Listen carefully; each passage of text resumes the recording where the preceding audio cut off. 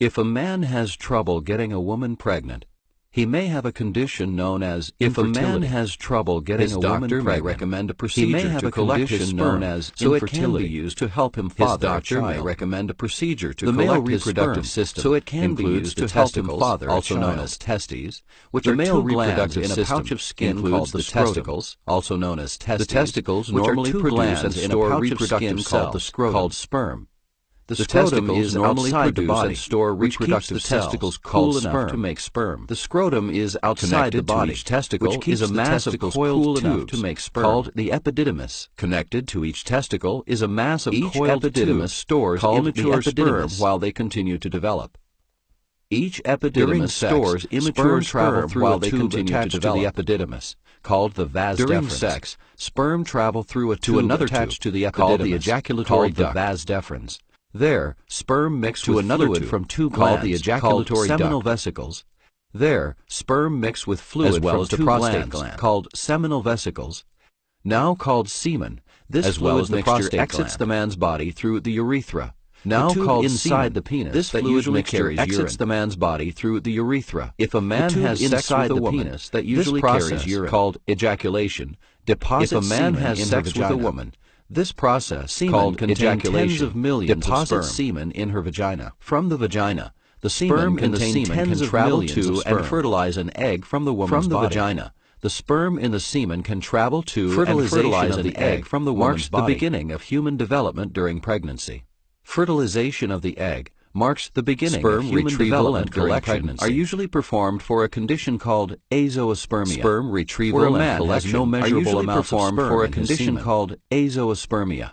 There are two types of no measurable amounts of sperm in his semen. The first type, called obstructive azoospermia, there are two types of azoospermia. The pathway of sperm out of the body is called obstructive azoospermia. Occurs when the pathway of sperm out of the body is blocked. Non-obstructive azoospermia occurs when the testicles produce little or no sperm. Non-obstructive azoospermia occurs when the testicles produce little or no sperm. There are several procedures to remove fluid from a testicle or an epididymis to see if it contains healthy sperm. There are several procedures to remove fluid from a testicle or an epididymis to see if it contains healthy sperm. Through the skin of the scrotum without making an incision. For example, are removed during a percutaneous epididymal sperm aspiration, or PISA. For example, the surgeon during a percutaneous epididymal sperm aspiration through the skin, or PISA. Fluid from inside the epididymis will be drawn into the epididymis through the skin, or fluid from inside the epididymis will be drawn into the syringe. TISA.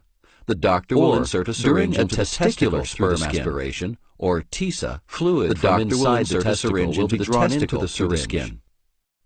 If the fluid from inside the testicle will be drawn into the syringe for a later procedure to fertilize an egg. If the fluid contains sperm, fluid retrieved through a percutaneous procedure doesn't fertilize an egg.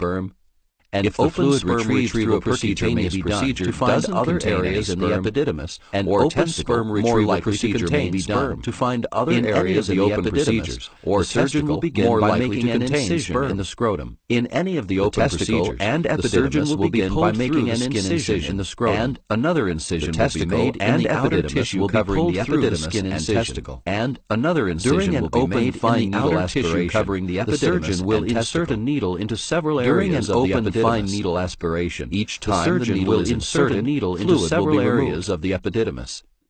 Each time the needle is inserted, fluid will be removed. Sperm aspiration, or MESA. The surgeon will use an operating microscope to get a magnified view of the epididymis, or MESA. The surgeon will make an operating microscope to get a magnified view of the epididymis. To reveal the surgeon will make a tiny incision in the thin tissue covering the epididymis. To reveal the coiled tubes will be used to puncture one or more of the coiled tubes and remove fluid from inside it. Will be used to puncture one or more of the coiled tubes. The tissue covering the epididymis will be closed with sutures. After removing the fluid, another open procedure is called microsurgical testicular sperm extraction. Or another open procedure is called microsurgical testicular. The surgeon will make a small incision in the tissue covering the testicle instead of the epididymis. The surgeon will make a small incision in the tissue covering the testicle instead of the tiny tubes inside the testicle. The surgeon will use an operating microscope most likely to contain healthy sperm will be removed. The sample will be examined under a microscope to see if it contains healthy sperm. The sample will be examined under a microscope to see if it contains healthy sperm. If no sperm are found, more samples will be removed and examined for later use. Once sperm are found, then the tissue covering the testicle will be closed with sutures. After all of these open procedures, the surgeon will close the tissue covering the epididymis and testicle. The surgeon will close the tissue covering the epididymis and skin incision in the scrotum will also be closed with sutures.